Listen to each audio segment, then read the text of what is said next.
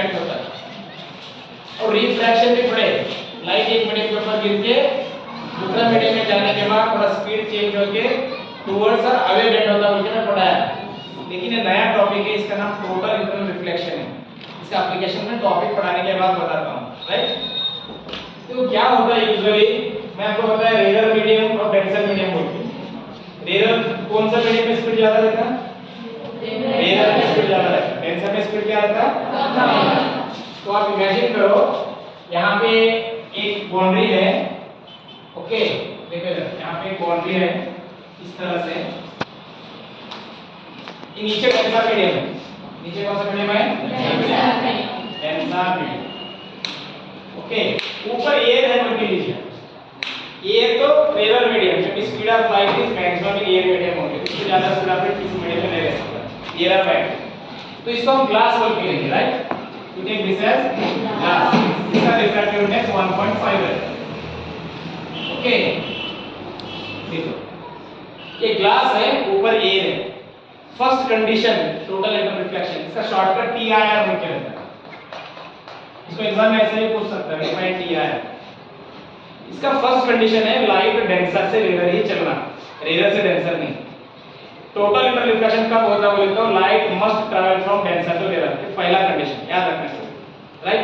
For example मैं यहाँ पे एक लाइट सोर्स रखा, समझो यहाँ पे एक लाइट सोर्स है, राइट, नीचे। तो इससे लाइट आ रहा है। पहला केस में 4 रे डायग्राम ड्रा करता हूँ, तो 4 में आंसर आ जाता है। पहला रे सीधा से नॉर्मली गिरा, स्ट्रेट लाइक दिस, इसको नॉर्मल इंसिडेंस बोलते हैं। कौन से भी केस में नॉर्मली रे ऑफ लाइट गिरा तो बेंड नहीं होता, वो सीधा चले जाता है। This is normal incidence. Angle of incidence 0 है तो एंगल ऑफ रिफ्लेक्शन भी 0, यहां स्नेल लॉ अप्लाई नहीं होता, राइट। ये पहला इंसिडेंस। सेकंड केस में थोड़ा इसको ऑब्लिक इंसिडेंस करेंगे, लाइक दिस। अब देखो ये सीधा गिरे से, लेकिन ये लाइट थोड़ा सा ये हो गया, बेंड हो गया, इसको ऑब्लिक इंसिडेंस बोलते हैं। और इसको इंसिडेंट रे बोलते हैं। और जहां मैं यहाँ पे लाइन ड्रा कर रहा हूँ, इसको क्या बोलते हैं आप लोगों को मालूम है, मैं पढ़ाया है, क्या बोलते हैं इसको? Normal drawn at the point of incidence. जिस पॉइंट पे लाइट गिर रहा है वहां पे हमें नॉर्मल लाइन खींचे to measure the angle of incidence. तो ये है एंगल ऑफ इंसिडेंस, राइट। अब ये डेंसर से रेयर जा रहा है। एक्चुअली अगर ये मीडियम नहीं रहता था तो सीधा ये जाता था। This is the dotted line which indicates the initial direction of the रे ऑफ लाइट। लाइट को ऐसा जाना चाहिए, बट मीडियम चेंज होने की वजह से लाइट का स्पीड में चेंज होता है, लाइट का स्पीड बढ़ जाता है। तो ये क्या होता है, light bends away from the normal light this.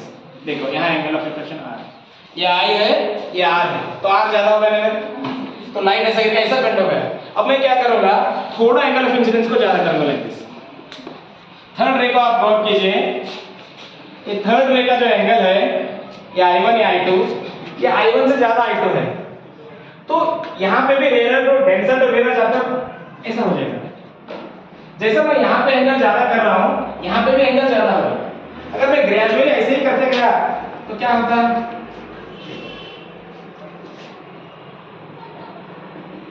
ये पर्टिकुलर एंगल पे ये जो रे है सीधा ग्लास के सरफेस के ऊपर जाता है।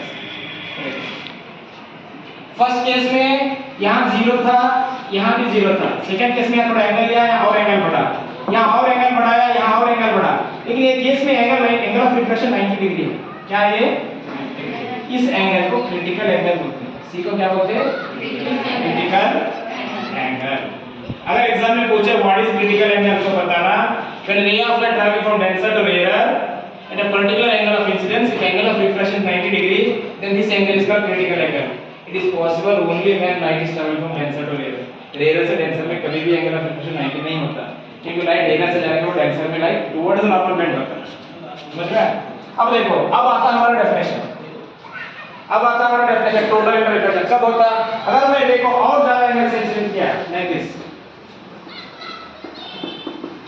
इस एंगल पे एक क्रिटिकल एंगल से ज्यादा है, एंगल इससे ज्यादा है, तो अब इसको ऊपर जाने का चांस ही नहीं है, आगे 90 डिग्री है। तो ऐसे केस में क्या होता है, लाइट बाहर नहीं जाता, अंदर ही रिफ्लेक्ट होता है। तो this is total internal reflection. देखो, this is total internal reflection. अब लाइट ग्लास में से एक्चुअली बाहर जाना, लेकिन लाइट ग्लास में से बाहर नहीं जाता, ग्लास के अंदर ही रहता है। अगर लाइट को एक पर्टिकुलर एंगल पे ग्लास में छोड़े तो ग्लास से बाहर नहीं जाता, ग्लास के अंदर ही जाता है। सो इसका डेफिनेशन ऐसा है, when a ray of light travelling from denser to rare, first condition